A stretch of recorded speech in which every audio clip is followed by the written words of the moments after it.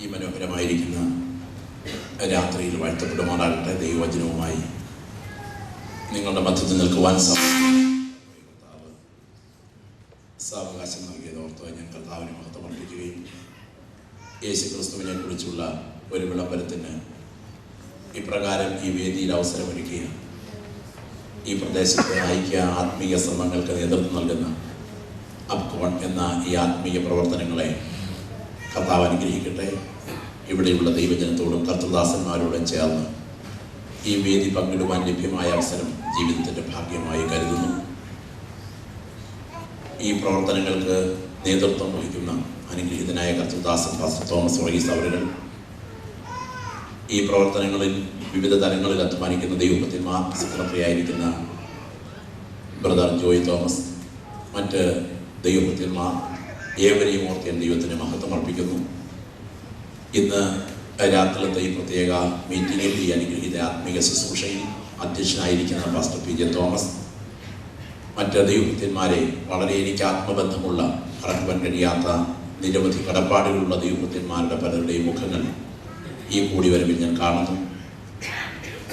നാട്ടിൽ നിന്ന് കടന്നു വന്നിട്ടുള്ള പാസ്റ്റർ സി ടി ജോൺ, പ്രിയ ചായൻ, പ്രിയ ജോയ് ചായൻ ആദിയായ ദൈവഭക്തന്മാരെയൊക്കെ ഓർത്ത് ഞാൻ കർത്താവിന് മഹത്വമർപ്പിക്കുന്നു.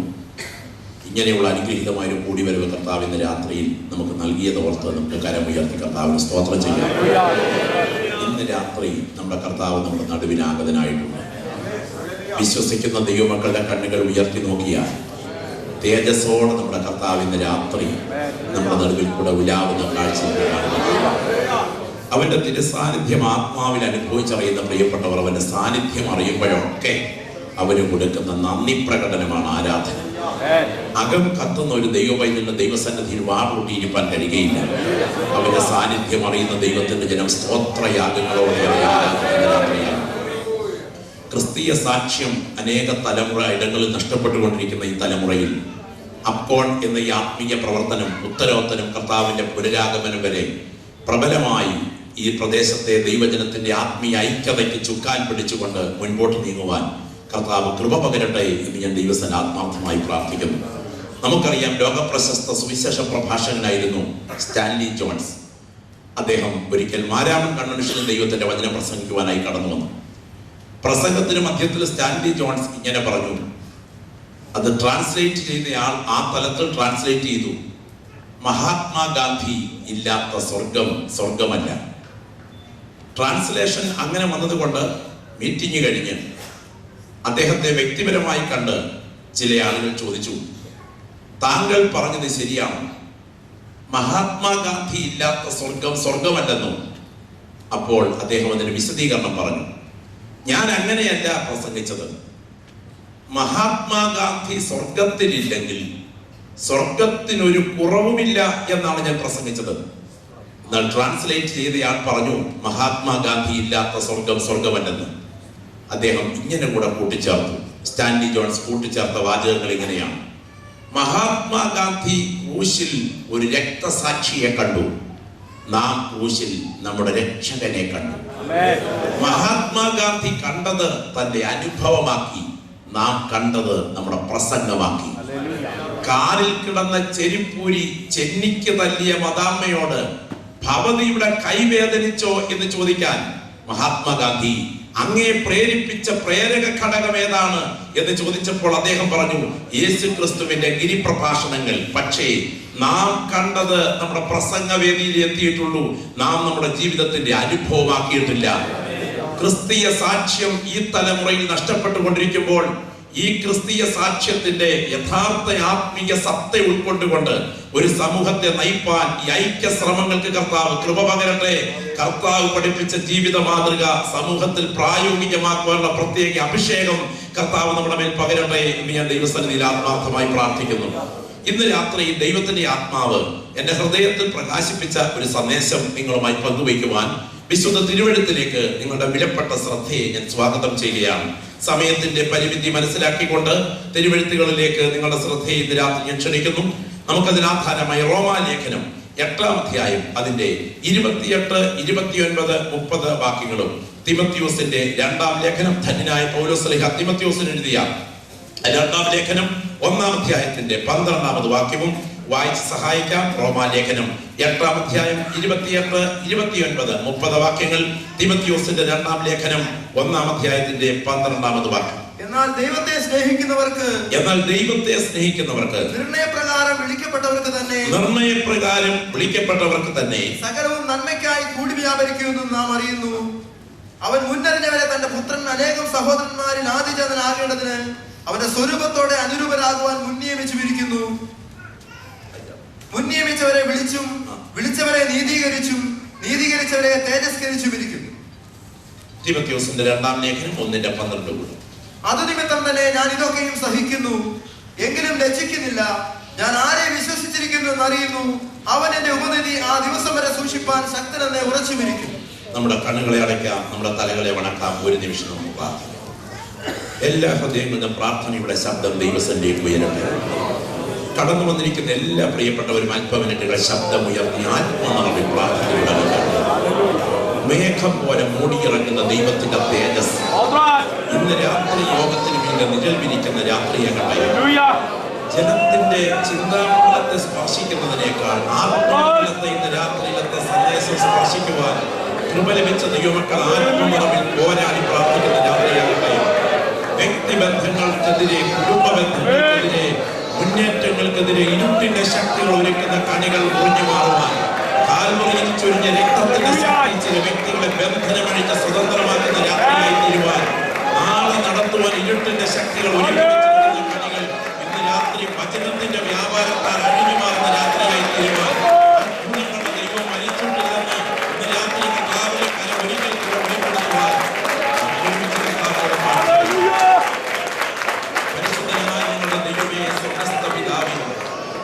സാധുക്കളും ഏഴുകളും മൺകീടങ്ങളും ബലഹീനരും അയോഗ്യരും അപാത്രരുമായി കടന്ന് ഞങ്ങളെ തിരുമേനിയുടെ സ്നേഹത്താൽ കുടുമിച്ചടുപ്പിച്ച് ദൈവപുത്രന്റെ രക്തത്താൽ കഴുകി വിശുദ്ധീകരിച്ച് ദൂതന്മാർക്ക് പോലും സംബോധന ചെയ്യുവാൻ അധികാരമില്ലാത്ത നിലയിൽ അപ്പാ എന്ന് വിളിപ്പാൻ പുത്രത്വത്തിന്റെ അധികാരവും പദവിയും നൽകി അലങ്കരിച്ച് അങ്ങയുടെ തിരഞ്ഞെടുപ്പോർത്ത് ഞങ്ങൾ തിരുമേനിക്ക് സ്തോത്രം ചെയ്യുന്നു. ഇന്ന് രാത്രിയിൽ തിരുവെഴുത്തുകൾ ഞങ്ങൾ തുറന്നിരിക്കുന്നു. അവിടുത്തെ ആത്മാവ് ഈ രാത്രി വൻകാര്യങ്ങളിലൂടെ ചെയ്യണമേ. ജീവന്റെ അപ്പമായി തിരുവെഴുത്തിനെ അവിടുത്തെ മുറിവേറ്റ കരങ്ങൾ ഈ ഓഡിറ്റോറിയത്തിൽ ഇറങ്ങി വന്ന് അതിൽ വാഴ്ത്തി നുറുക്കി ആത്മാവിന്റെ പുൽപ്പുറത്ത് ഞങ്ങളെ ഇരുത്തി പകർച്ചകളോടെ ഭവനങ്ങളിലേക്ക് മടങ്ങത്തക്ക വിധം ഒരു വലിയ വിളമ്പിത്തലനായി നിന്റെ കരം ഇവിടെ ഉയരണമേ കർത്താവേ. അവിടുത്തെ കരം ഇവിടെ ഉയർന്നു കഴിഞ്ഞിരിക്കുന്നത് കൊണ്ട് സ്തോത്രം. ബലഹീനനും അപ്രാപ്തനുമായ എളിയവനെ അങ്ങയെ പ്രതിനിധീകരിക്കാൻ കൃപ പകരണമേ. യേശുവിൻ നാമത്തിൽ തന്നെ കരമുയർത്തി കർത്താവിന് സ്തോത്രം ചെയ്യാം. വളരെ പ്രാർത്ഥനയോടും തികച്ചും ദൈവാശ്രയത്തോടും കൂടെ ഇന്ന് രാത്രിയിൽ നമുക്ക് ദൈവസന്നിധാനത്തിലായിരിക്കാം. നമ്മെ കുറിച്ചുള്ള ദൈവത്തിന്റെ നിത്യതയുടെ പദ്ധതിയിലേക്ക് അല്പമിനിറ്റുകൾ ഇന്ന് രാത്രിയിൽ നിങ്ങളുടെ വിലപ്പെട്ട ശ്രദ്ധയെ ഞാൻ സ്വാഗതം ചെയ്യുകയാണ്. എന്നാൽ ദൈവത്തെ സ്നേഹിക്കുന്നവർക്ക്, നിർണയപ്രകാരം വിളിക്കപ്പെട്ടവർക്ക് സകലതും നന്മയ്ക്കായി കൂടി വ്യാപരിക്കുന്നു. അവൻ മുന്നറിഞ്ഞവരെ തന്റെ പുത്രൻ അനേകം സഹോദരന്മാരിൽ ആദിജാതനാകേണ്ടതിന് അവന്റെ സ്വരൂപത്തോട് അനുരൂപമാകുവാൻ മുൻ നിയമിച്ചിരിക്കുന്നു. മുൻ നിയമിച്ചവരെ വിളിച്ചും വിളിച്ചവരെ നീതീകരിച്ചവരെ തേജസ്കരിച്ചും ഇരിക്കുന്നു. ധന്യനായ പൗലോസ് തന്റെ ജീവിതത്തിന്റെ സന്ധിയിൽ മരണത്തെ ഒരു വെളിപ്പാട് മുൻപിൽ കണ്ടുകൊണ്ട് ഇങ്ങനെ കുറിക്കുന്നു: ഞാൻ ആരെ വിശ്വസിച്ചിരിക്കുന്നു എന്ന് ഞാൻ അറിയുന്നു, അവൻ എന്റെ ഉപനിധി, ആ ദിവസം വരെ സൂക്ഷിപ്പാൻ ശക്തനെന്ന് ഞാൻ ഉറച്ചും ഇരിക്കുന്നു. ലോകത്തിൽ ആർക്കുള്ളതിനേക്കാൾ നമ്മെ കുറിച്ച് ഒരു പദ്ധതിയുള്ള ദൈവമാണ് ഈ രാത്രി നാം സ്തോത്രം പറഞ്ഞ ആരാധിക്കുന്നത്. ഒരിക്കൽ കൂടെ പറയട്ടെ, ലോകത്തിലെ മുഴുവൻ ദുഷ്ടശക്തികളും ഒരുപോലെ പണമുയർത്തിയാലും എന്നെ കുറിച്ചുള്ള ദൈവത്തിന്റെ പദ്ധതി തകർക്കാൻ അവറ്റകൾക്ക് കഴിയുകയില്ല എന്ന് വിശ്വസിക്കുന്നവരാണ് ആത്മനിറവ് പ്രാപിച്ച ദൈവമക്കൾ.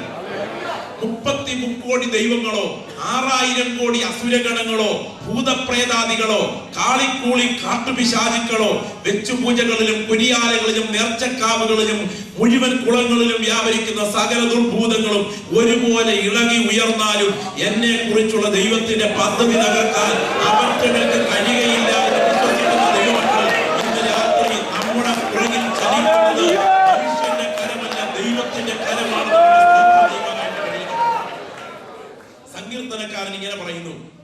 ഇരിക്കുന്നതും എഴുന്നേൽക്കുന്നതും നീ അറിയുന്നു. എന്റെ നടപ്പും കിടപ്പും നീ ശോധന ചെയ്യുന്നു. എന്റെ വഴികളൊക്കെയും നിനക്ക് മനസ്സിലായിരിക്കുന്നു. നീ അറിയാതെ ഒരു വാക്കും എന്റെ നാവിന്മേലില്ല. നീ മുൻപും പിൻപും എന്നെ അടച്ചു, നിന്റെ കൈ എന്റെ മേൽ വെച്ചിരിക്കുന്നു. ഈ പരിജ്ഞാനം എനിക്ക് അത്യത്ഭുതമാകുന്നു, അതെനിക്ക് ഗ്രഹിച്ചുകൂടാതെ വണ്ണം ഉന്നതമായിരിക്കുന്നു. നിന്റെ ആത്മാവിനെ ഒളിച്ച് ഞാൻ എവിടേക്ക് പോകും? തിരുസന്നിധി വിട്ട് ഞാൻ എവിടേക്ക് ഓടും?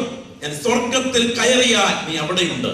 ഞാൻ ഉഷസ്സിൽ ചിറക് ധരിച്ച് സമുദ്രത്തിന്റെ അറ്റത്ത് എന്ന് പാർത്താൽ അവിടെയും നിന്റെ കൈ എന്നെ നടത്തും. ഇരുട്ടനെ മൂടിക്കളയട്ടെ, വെളിച്ചവന് ചുറ്റും രാത്രിയായി തീരട്ടെ എന്ന് പറഞ്ഞാൽ ഇരുട്ടു പോലും നിനക്ക് മറവായിരിക്കുകയില്ല. രാത്രി പകൽ പോലെ പ്രകാശിക്കും, ഇരുട്ടും വെളിച്ചവും നിനക്ക് ഒരുപോലെ തന്നെ. അടുത്തതായി സങ്കീർത്തനക്കാരൻ പറയുന്ന വാക്കുകൾ ശ്രദ്ധിക്കണം. നീയല്ലോ എന്റെ അന്തരംഗങ്ങളെ നിർമ്മിച്ചത്, എന്റെ അമ്മയുടെ ഉദരത്തിൽ നീ എന്നെ മെടഞ്ഞു.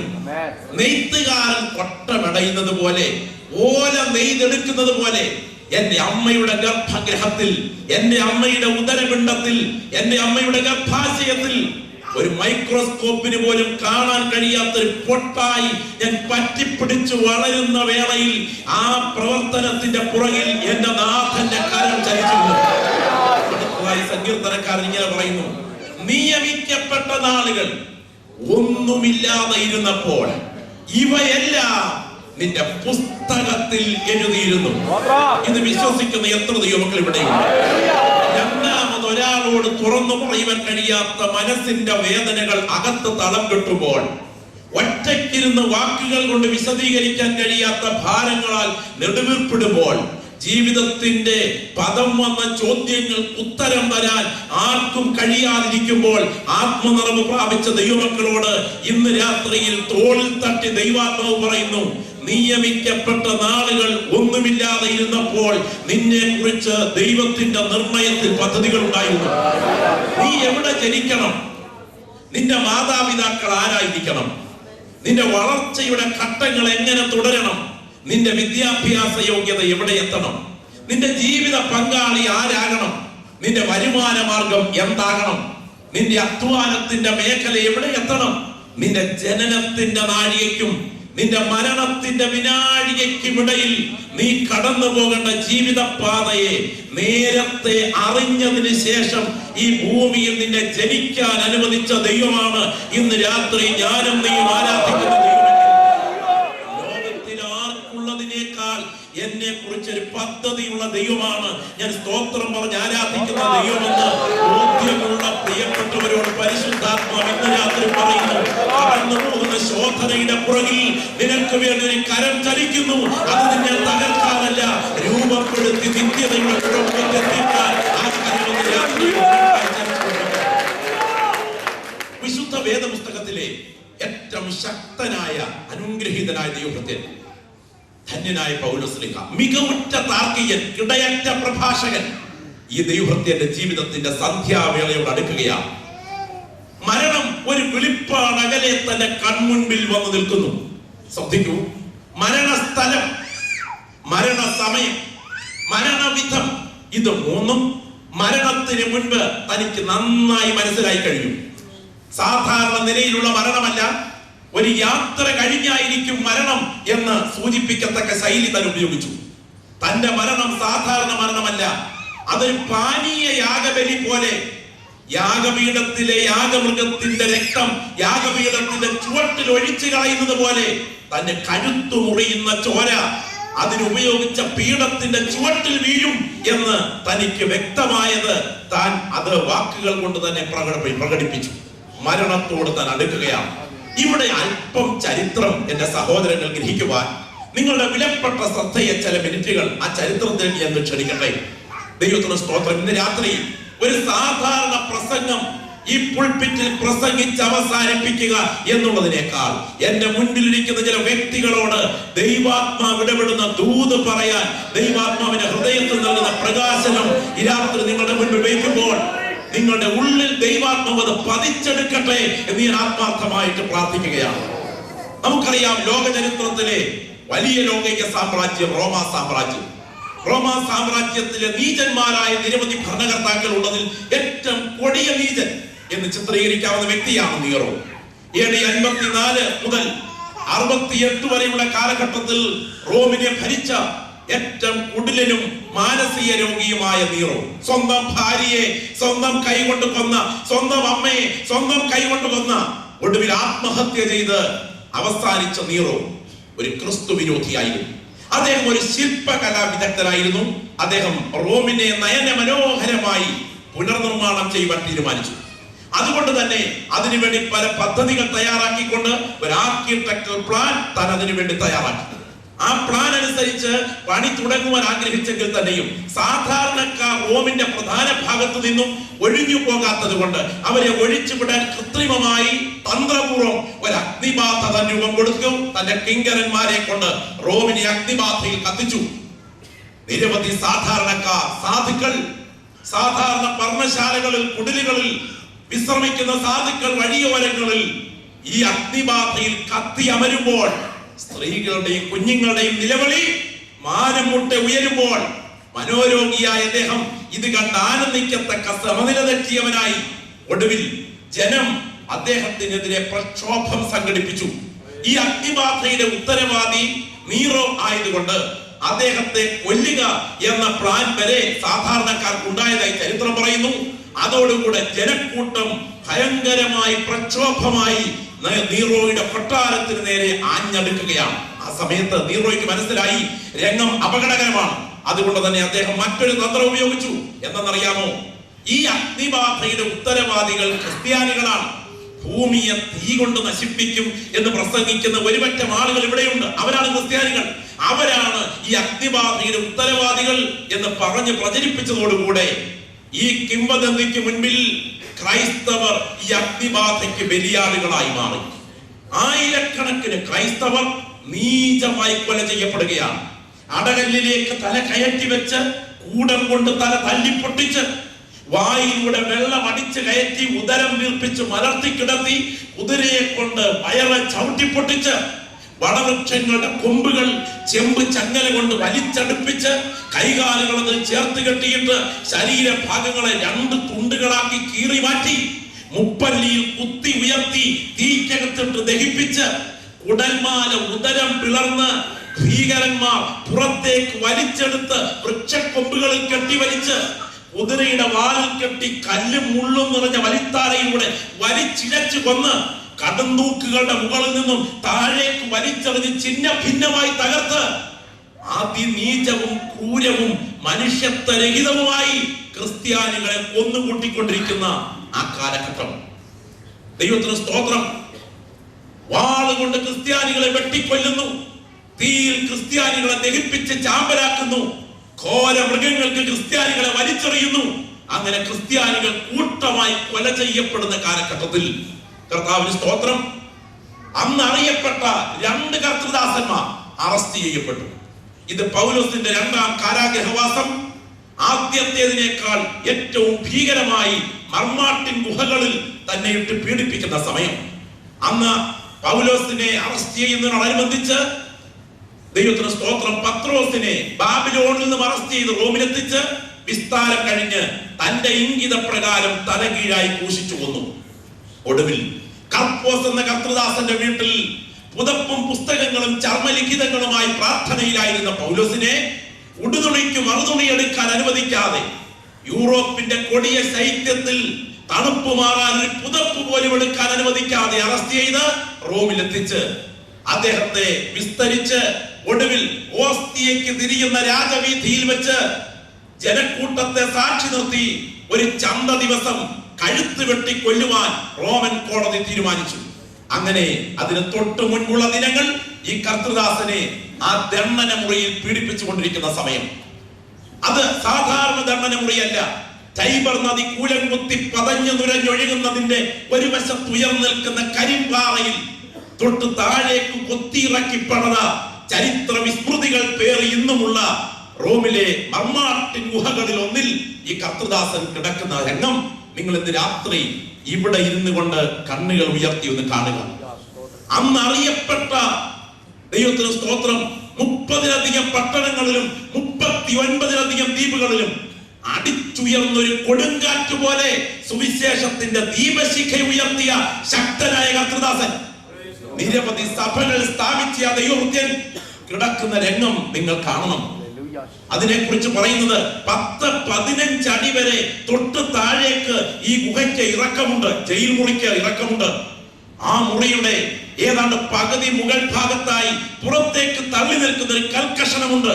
ആ കൽക്കഷണത്തിലോട്ട് കയറിയിരുന്നാൽ മുകളിലൂടെ അടയ്ക്കുന്ന ആ പ്രത്യേക കൽക്കവാടത്തിലൂടെ ഇടയിൽ കൈ കടക്കാവുന്ന ഒരു ദ്വാരമുണ്ട് പോൽ.